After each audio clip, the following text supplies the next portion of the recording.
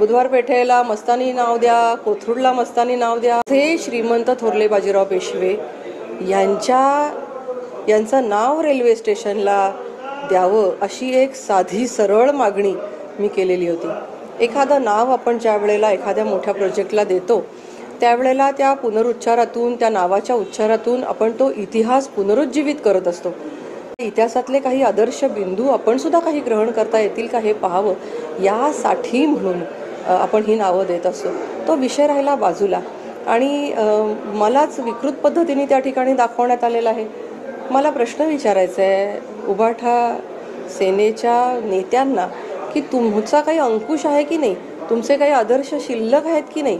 अशा रीतीने पोस्टर्स लावले गेलेत. संविधानिक पद धारण केलेल्या एखाद्या व्यक्तीबद्दल, एखाद्या महिलेबद्दल तुमचे असे विचार असू शकतात.